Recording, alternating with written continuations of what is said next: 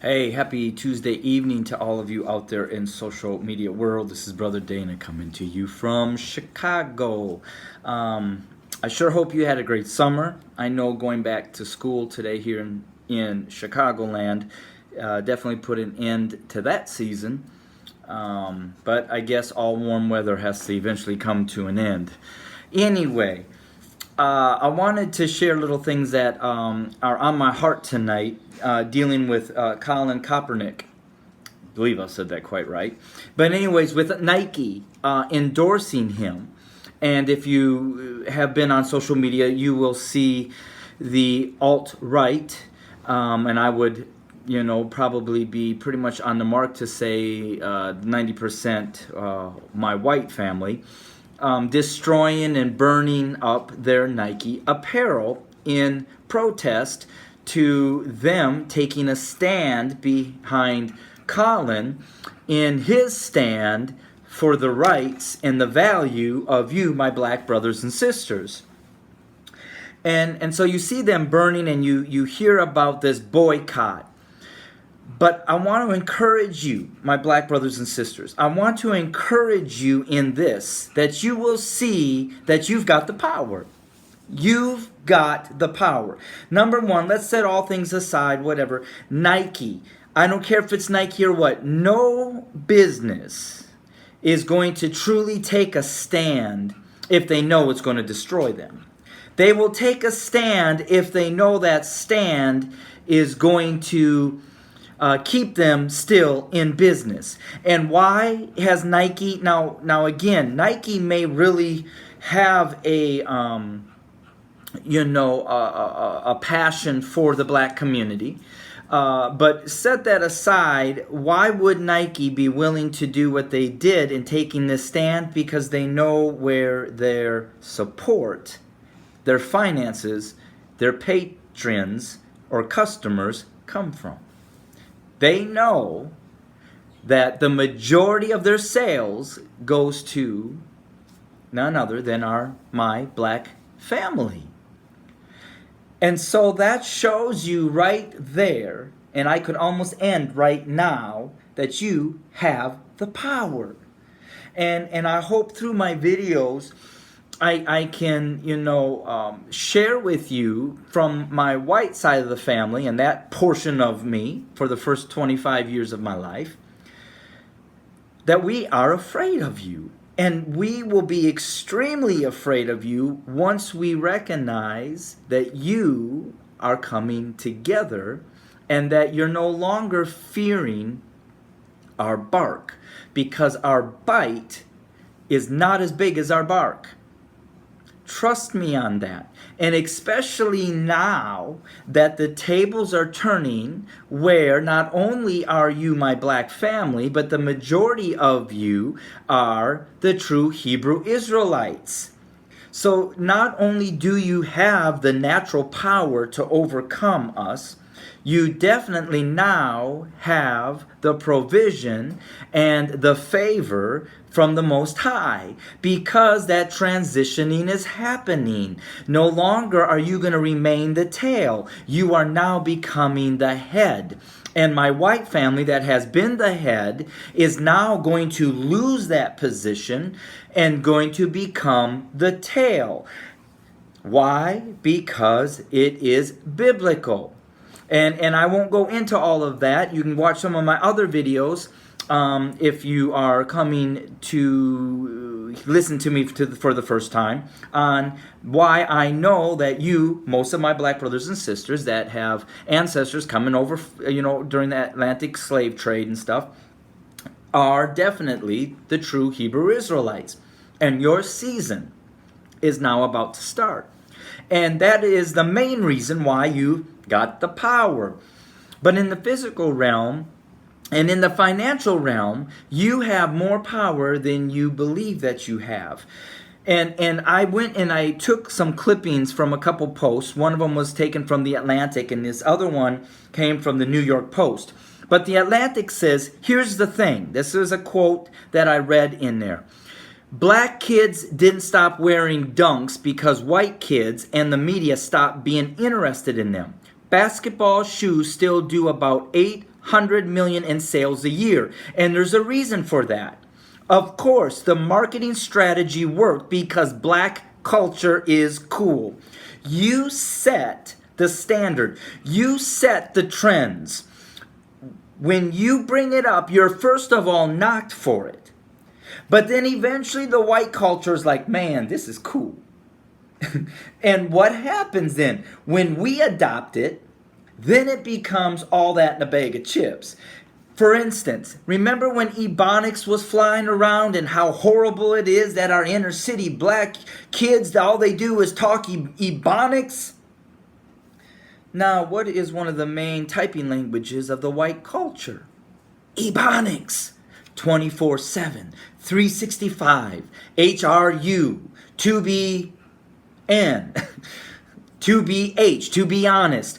So now you set the trend, but because you did, we're not going to accept it. We're going to degrade you for it. But then once we find out that it is really cool and it is really helpful and it does make texting easier, we embrace it and it becomes an incredible thing. So even though others stopped wearing high tops, because you, trendsetters, my black brothers and sisters, continue to wear them, we now know that they are doing over $800 million a year in sales. And that was taken from back in 2013.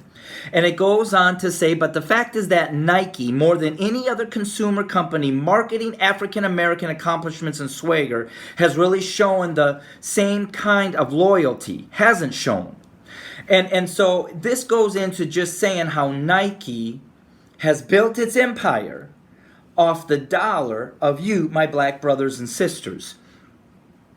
If Nike is truly invested in celebrating Black America, it should do so year-round, not just in February, and do so with the help with athletes, advertisements, and charitable initiatives that do more than beef up its bottom line. It should publicly acknowledge not just the role that black athletes have played in the company's astronomical growth, but also pay tribute and provide financial support to those communities. And then I took from the New York Post, and it says the alt-right calls for a Nike boycott will fail just like the boycott of Dick's Sporting Goods failed, said Matt Powell, a senior advisor with market research from NPD Group. Old angry white guys are not a core demographic for Nike. So again, you have the power. And the power right now is in the power of your dollar. It said that in this article too that you as a black family, the median wealth compared to a white family was 20 times less. This was back in 2011. Latinos was even 18 times higher than you. But in contrast, profits at Nike topped $23 million in 2013, and top company executives took home between $4 and $14 million a year, shelling out sneakers that cost an average of $130 a pop.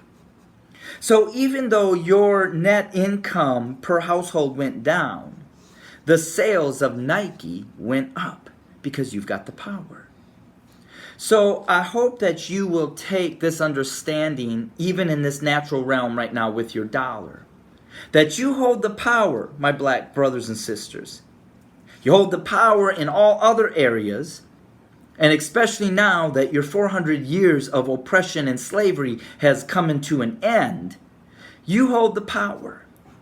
And the only power that we as my white family has been able to control you with was the power of your mind. When we broke your mind, then we broke your unity. We broke your self-confidence. We broke your value. We broke your strength. We broke all of that. But when you recognize that it's all there in you, when you recognize, why do you think our young black men, to me, excel and dream of being a football player, a basketball player, or some type of entertainer, rap, singing? Because this culture has only allowed you to really prosper in those three areas, because it's those three areas that you still entertain us. You're owned by us, but we let you because you entertain us. So you have these young men that can dream those dreams of accomplishing goals of becoming a football player, a basketball player, or some type of entertainer. But because this culture has stripped from you your intelligence of the medical field and the inventing and all the other areas of our society, our young people don't even have the ability to dream or to even know that they are capable of accomplishing just as great of potentials and in those areas as they are in sports. And so because we in the white culture has made you think that you're too stupid or dumb to achieve great in all these other areas, because when you did, we've stripped your identity or we stripped your name from the invention so that the credit went to us, not you. You have limited yourself, but now that the awakening is happening and we have the social media that you can click on there and say, let me see what my black brothers and sisters, my forefathers have done. And you start to see the hundreds and the thousands of incredible inventions that your ancestors did, that the things that were built by your ancestors, the things that were achieved in this country were by your ancestors, and not just in sports and not just in music. There's nothing that will hold you back. And when we begin to see that, we fear that we have allowed you too much information, too much leisure, too much freedom. And now we got to, again, put our claws back down on you and strip your mind, even back to the Willie Lynch letters. The main thing you did to keep all the younger slaves in fear is that you tortured and you brutally tore down the strength of the strong black man, the strong black slave. And when you did that, fear went to everybody else, because if they would do that to the strongest of us, what will they do to us? And so now you see these football players who are strong leaders in our communities. They're role models to our young black men. And when you now humiliate them because they want to put their knee down to protect their young men from the injustices, just like a strong black slave would want to put his foot down to protect his family and those that were on the plantation with him, they tore him down and destroyed him and killed him. And now that's what we want to do with NFL black football players that take a knee. Because, just like Willie Lynch said, that's how you control. And then you separate them based on the texture of their hair, the color of their skin, what plantation they're on. They're better because they're in the mountain than you in the valley. All of that was done to keep you from being united. We've stripped you of your identity. We took away your beauty. We placed fear in you and division. And if that remains, Willie Lynch said that you could keep being a master of these slaves for at least 300 plus years. Well, now you're looking at 400 years, and we've loosened up our grip. And now Trump has come to tighten it back up and put you back into the position where you were brought here to remain in. So I want to say this to you, my black brothers and sisters, and to those of you that are my true Hebrew Israelites, to be encouraged and know, just do it. You've got the power. You do. You've got the power. So bring this little message here to a close. And again, I just want to say that being called by the Most High to be a Cornelius is such an honor and such a privilege, one that I am so grateful for, because my black family has really given me motivation and encouragement, resilience. And if my people, my white family, would only understand that how beautiful you are on the stage or on the field or on the court is also how beautiful you are in all the other areas of gifting and talents and abilities that the Most High has placed in you. And how sad it is to know that our fear and our hate has taken away your beauty. But I praise the Most High, for we are coming into a season now where your beauty no longer will be hid. And you will rise up to be the kings and the queens and the light of the world, which is why the Most High placed you here, his people, to be the light upon the whole world of all nations. You did it in the Old Testament, and you're going to do it now until the return of Yeshua. So thank you for tuning in. And again, hit me up on my webpage. I know some of you may message me on Facebook. I can't always guarantee you that I get it quite in the nick of time. So please, if you want to get to me, send me an email, and I try to get back with you, within a couple of days. I am back at school now. I'm back doing my clinicals. Tonight I didn't get home until about 10 o'clock. But I'm getting to my last 4th year of grad school. But hit me up on www.onelovesociety.love. It's right there again, onelovesociety.love. There is a contact form. You can fill that out. Your criticism, anything that I might misspoken, I'm only sharpened when you as iron sharpen me. And I thank you for that. Also, if the Most High lays on your heart that you would be able or willing to support some of the work that I do, some of you sent me some money in helping me recoup some of the expenses of last year's mentoring program.